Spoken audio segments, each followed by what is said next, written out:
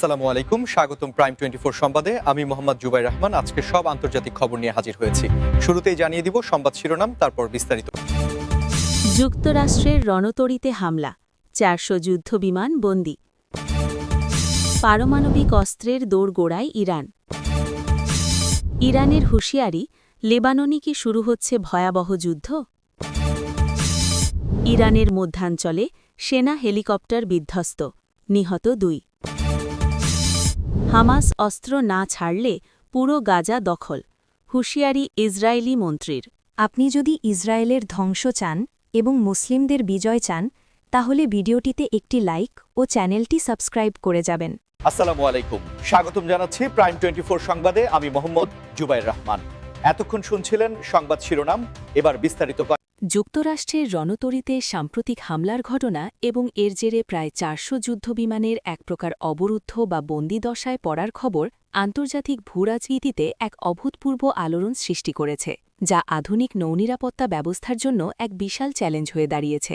আপনারা হয়তো জানেন যে বৈশ্বিক জলসীমায় যুক্তরাষ্ট্রের নৌবাহিনীর উপস্থিতি এবং তাদের বিশালাকার এয়ারক্রাফট ক্যারিয়ার বা রণতরীগুলো দীর্ঘদিন ধরে আন্তর্জাতিক বাণিজ্য রুট এবং কৌশলগত নিরাপত্তার মূল স্তম্ভ হিসাবে কাজ করে আসছে। কিন্তু সাম্প্রতিক সময়ে আধুনিক প্রযুক্তি, বিশেষ করে দুর্নিয়ন্ত্রিত ড্রোন এবং অত্যাধুনিক মিসাইল সিস্টেমের ব্যবহার এই বিশাল যুদ্ধজাহাজগুলোর জন্য এক নতুন ধরনের নিরাপত্তা ঝুঁকি তৈরি করেছে। একটি রণতরী শুধু একটি জাহাজ নয়, বরং এটি একটি ভাসমান সামরিক ঘাঁটি, যেখানে হাজার হাজার নৌসেনা এবং অত্যাধুনিক যুদ্ধবিমান অবস্থান করে। আর যখন এই ধরনের ভাসমান ঘাঁটিতে কোনো নিরাপত্তা হুমকি আসে, তখন পুরো ফ্লিট বা নৌবহরের স্বাভাবিক কার্যক্রম মারাত্মকভাবে ব্যাহত হয়। এই নির্দিষ্ট ঘটনার প্রেক্ষাপটে দেখা যাচ্ছে যে রণতরীর আশপাশে জলসীমায় তীব্র উত্তেজনা এবং হামলার আশঙ্কার কারণে রুটিন প্যাট্রোল বা নিয়মিত টহল ব্যাহত হয়েছে, যার ফলে রণতরী এবং এর আশেপাশের বেসগুলোতে থাকা প্রায় 400 যুদ্ধবিমান তাদের স্বাভাবিক উড্ডয়ন কার্যক্রম পরিচালনা করতে পারছে না, যা এক অর্থে তাদের বন্দী বা গ্রাউন্ডেড অবস্থায় ফেলে দিয়েছে। এই পরিস্থিতি প্রমাণ করে যে বর্তমানে প্রচলিত যুদ্ধের কৌশল কতটা দ্রুত বদলে যাচ্ছে, যেখানে একটি ছোট বা অপেক্ষাকৃত কম খরচের ড্রোন বা মিসাইল হামলা কোটি কোটি ডলারের সামরিক সরঞ্জাম এবং অপারেশনকে স্থবির করে দিতে পারে। এই ঘটনাটি শুধু সামরিক দৃষ্টিকোণ থেকেই গুরুত্বপূর্ণ নয়, বরং এর একটি বিশাল অর্থনৈতিক প্রভাবও রয়েছে, কারণ এই ধরনের রণতরীগুলো সাধারণত সেই সব আন্তর্জাতিক জলসীমায় অবস্থান করে যেখান দিয়ে বিশ্বের প্রায় 30 থেকে 40% জ্বালানি এবং বাণিজ্যিক পণ্য পরিবহন করা হয়। সুতরাং সেখানে যদি কোনো অস্থিতিশীলতা তৈরি হয়, তবে তার সরাসরি প্রভাব পড়ে বিশ্ববাজারে। তেলের দাম বেড়ে যায় এবং সাপ্লাই চেইনে বড় ধরনের বিঘ্ন ঘটে, যা শেষ পর্যন্ত সাধারণ মানুষের দৈনন্দিন জীবনযাত্রার ব্যয় বাড়িয়ে দেয়। আপনারা যারা নিয়মিত আন্তর্জাতিক সংবাদ অনুসরণ করেন, তারা নিশ্চয়ই বুঝতে পারছেন যে এই ধরনের পরিস্থিতি কতটা জটিল হতে পারে এবং এর সমাধান কেবল সামরিক শক্তি প্রয়োগের মাধ্যমে সম্ভব নয়, বরং এর জন্য প্রয়োজন গভীর কূটনীতিক আলোচনা এবং আন্তর্জাতিক সম্প্রদায়ের সম্মিলিত প্রচেষ্টা। মধ্যপ্রাচ্যের ভূরাজনীতিতে গত কয়েক দশক ধরে সবচেয়ে আলোচিত এবং স্পর্শকাতর বিষয়গুলোর একটি হল ইরানের পারমাণবিক কর্মসূচি। আর সাম্প্রতিক সময়ে আন্তর্জাতিক বিভিন্ন সংস্থা এবং গোয়েন্দা প্রতিবেদনগুলোতে স্পষ্টভাবে ইঙ্গিত দেওয়া হচ্ছে যে ইরান এখন পারমাণবিক অস্ত্র তৈরির একেবারে দোরগোড়ায় অবস্থান করছে, যা বৈশ্বিক নিরাপত্তা সমীকরণে এক বিশাল পরিবর্তন আনতে পারে। আন্তর্জাতিক পরমাণু শক্তি সংস্থা বা IAEA এর সাম্প্রতিক প্রতিবেদন অনুযায়ী ইরান তাদের ইউরেনিয়াম সমৃদ্ধকরণের মাত্রা এমন একটি পর্যায়ে নিয়ে গেছে যা পারমাণবিক অস্ত্র তৈরির জন্য প্রয়োজনীয় মাত্রার খুব কাছাকাছি। যদিও ইরান সবসময়ই দাবি করে আসছে যে তাদের এই পারমাণবিক কর্মসূচি সম্পূর্ণ শান্তিপূর্ণ এবং শুধুমাত্র বিদ্যুৎ উৎপাদন ও চিকিৎসা বিজ্ঞানের গবেষণার কাজে ব্যবহৃত হচ্ছে, কিন্তু পশ্চিমা বিশ্ব এবং বিশেষ করে মধ্যপ্রাচ্যে তাদের প্রতিদ্বন্দ্বী রাষ্ট্রগুলো এই দাবি মানতে নারাজ, কারণ উচ্চমাত্রায় সমৃদ্ধ ইউরেনিয়াম এবং অত্যাধুনিক সেন্ট্রিফিউজ স্থাপনের বিষয়টি স্বাভাবিকভাবেই এক গভীর সন্দেহের জন্ম দেয়। 2015 সালে স্বাক্ষরিত joint comprehensive plan of action বা JCPOA বা ইরান পরমাণু চুক্তি থেকে 2018 সালে যুক্তরাষ্ট্রের একতরফাভাবে বেরিয়ে যাওয়া এবং ইরানের উপর পুনরায় কঠোর অর্থনৈতিক নিষেধাজ্ঞা আরোপ করার পর থেকেই মূলত এই সংকটের নতুন অধ্যায় শুরু হয়। এই চুক্তির মূল উদ্দেশ্য ছিল ইরানের পারমাণবিক কর্মসূচির ওপর কড়া নজরদারি রাখা এবং এর বিনিময়ে তাদের ওপর থেকে অর্থনৈতিক অবরোধ তুলে নেওয়া। কিন্তু চুক্তিটি ভেঙে যাওয়ার পর ইরান পর্যায়ক্রমে চুক্তির শর্তগুলো থেকে সরে আসতে শুরু করে এবং নিজেদের ইউরেনিয়াম সমৃদ্ধকরণের গতি বহু গুণ বাড়িয়ে দেয়। বর্তমানে বিশেষজ্ঞরা মনে করছেন যে ইরান যদি রাজনৈতিকভাবে সিদ্ধান্ত নেয় তবে খুব অল্প সময়ের মধ্যেই তারা একটি পারমাণবিক অস্ত্র তৈরি করার মতো যথেষ্ট ফিসাইল মেটেরিয়াল। ইরানের পক্ষ থেকে সাম্প্রতিক সময়ে দেওয়া একটি কড়া হুঁশিয়ারি লেবানন এবং এর আশেপাশের অঞ্চলে এক গভীর শঙ্কার জন্ম দিয়েছে, যেখানে আন্তর্জাতিক বিশ্লেষকরা প্রশ্ন তুলছেন যে লেবাননে কি এবার সত্যি একটি ভয়াবহ এবং সর্বাত্মক যুদ্ধ শুরু হতে যাচ্ছে, যা পুরো মধ্যপ্রাচ্যকে এক অস্থিতিশীলতার অন্ধকারে ঠেলে দিতে পারে। লেবানন এবং ইসরায়েল সীমান্তের পরিস্থিতি গত কয়েক মাস ধরেই চরম উত্তেজনাপূর্ণ, যেখানে প্রায় প্রতিদিনই আন্তঃসীমান্ত গোলাগুলি এবং রকেট হামলার ঘটনা ঘটছে। আর এরই মধ্যে ইরানের এই কড়া হুঁশিয়ারি পরিস্থিতিকে আরও ঘোলাটে করে তুলেছে।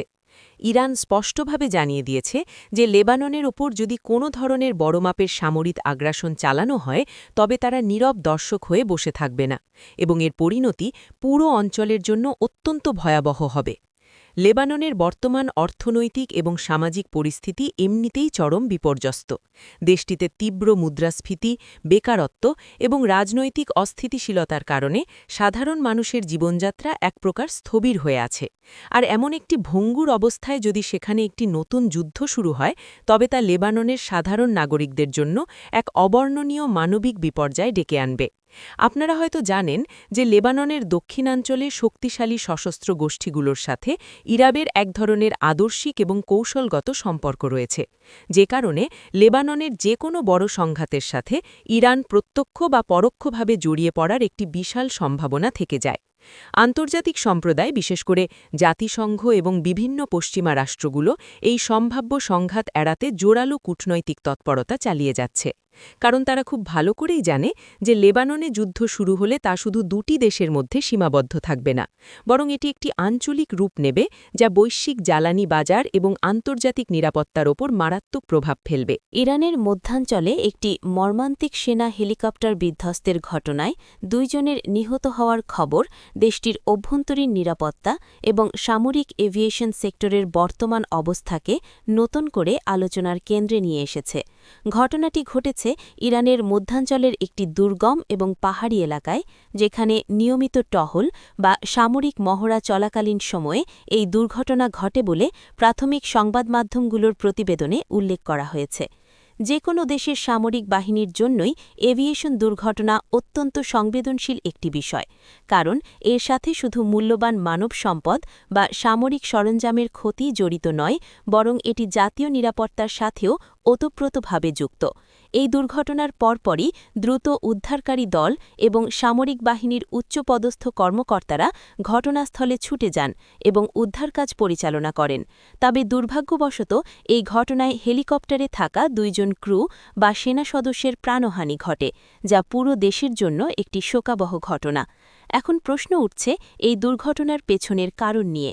যদিও বিস্তারিত তদন্ত ছাড়া নির্দিষ্ট করে কিছু বলা কঠিন, তবে এভিয়েশন বিশেষজ্ঞরা মনে করছেন যে বৈরী আবহাওয়া, যান্ত্রিক ত্রুটি অথবা নেভিগেশনাল সমস্যার কারণে এই মর্মান্তিক ঘটনাটি ঘটে থাকতে পারে। এখানে একটি বিষয় উল্লেখ করা অত্যন্ত জরুরি যে গত কয়েক দশক ধরে পশ্চিমা বিশ্বের কঠোর অর্থনৈতিক এবং প্রযুক্তিগত নিষেধাজ্ঞার কারণে ইরানের সিভিল এবং মিলিটারি এভিয়েশন সেক্টর চরম চ্যালেঞ্জের মুখে রয়েছে।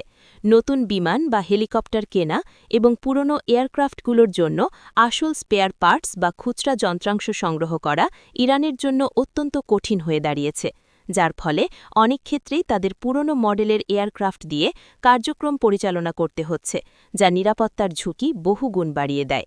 এই ধরনের দুর্ঘটনা শুধুমাত্র যান্ত্রিক ত্রুটি নয়, বরং দীর্ঘমেয়াদী ভূ-রাজনৈতিক নিষেধাজ্ঞার যে একটি পরোক্ষ এবং মানবিক প্রভাব রয়েছে সেটাকেও চোখে আঙুল দিয়ে দেখিয়ে দেয়। গাজা উপত্যকার বর্তমান পরিস্থিতি এমনিতেই অত্যন্ত জটিল এবং মানবিক দৃষ্টিকোণ থেকে চরম উদ্বেগজনক। এর মধ্যেই ইসরায়েলি মন্ত্রীর এক কঠোর হুঁশিয়ারি যে হামাস যদি অস্ত্র না ছাড়ে তবে পুরো গাজা দখল করা হবে, এই সংকটকে এক নতুন এবং অত্যন্ত বিপজ্জনক মাত্রায় নিয়ে গেছে।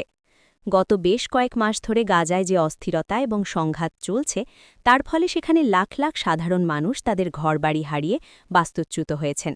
হাসপাতাল, স্কুল এবং বাসস্থানের মতো নিত্য প্রয়োজনীয় অবকাঠামো ধ্বংসস্তূপে পরিণত হয়েছে এবং খাদ্য, পানীয় জল ও চিকিৎসার তীব্র সংকটে এক ভয়াবহ মানবিক বিপর্যয় তৈরি হয়েছে।